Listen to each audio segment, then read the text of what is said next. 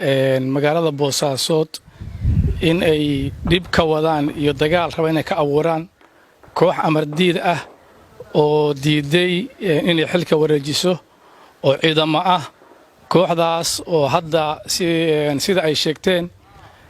inay ka mid yihiin ciidamada gorgor waxay qas ka wadaan magaalada iyo fawdo ilaa shalay waxay bilaabeen inay la dhacaan dadka xabado maanta waxay bilaabeen inay hubiyaal la dhacaan xaafadihii dad masaakiin oo waxaan galabsanna ay waxyeelayaan iyagoo ujeedadoodu ay tahay inay magaalada ka abuuraan carqalad dagaal iyo barakac iyo rabshado iyagoo ugu gabanaya in ay iyagoo ugu gabanaya amar diidada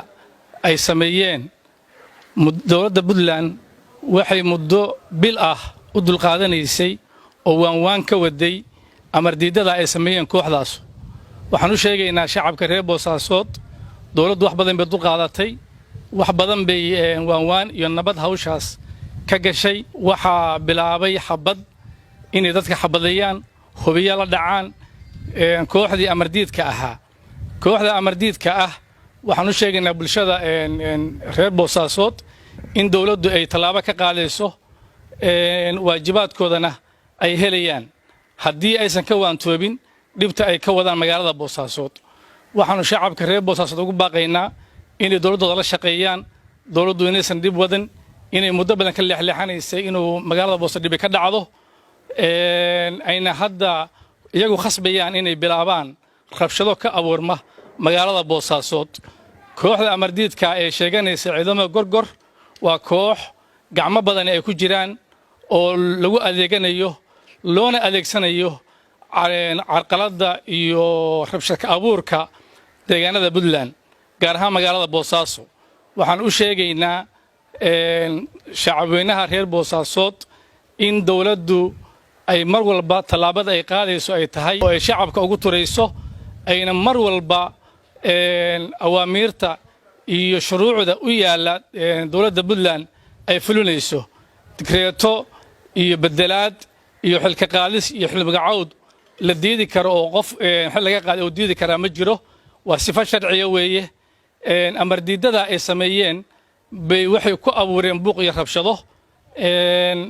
buuqa iyo rabshadahaas waxay ku talagaleen inay dadka barakiciyaan shacabka laayaan dhibaateeyaan shacabku dowladooda ha garab istaageen hana la shaqeeyeen dowladuna uma dulqaadanayso koox meel gashay oo gacmo shay ku jiraan oo shacabka dhibaateynaya inay meeshaas sii joogaan uma dulqaadanayso meelaha ay joogaan baa lagu tagayaa hal guri bay ku jiraan halka guri bay ka dagaalamayaan hoobayaal meelba ku rideen dhibaatada shacabka ay u geystaan waxa ka mas'uula kooxda amar diidka oo uu hormoodka u yahay maxamuud cusmaan diyaano waxaan u sheegaynaa shacabka dhibta cidda wadda inay tahay kooxaha la soo abaabulay amar diidka ah mar labaad iyo mar saddexaad waxaan uga digaynaa inay ka waantoobaan waxa ay sameynayaan oo iyo rabshadaha ay wadaan iyo dagaalka ay ka horinayaan magaalada Boosaasood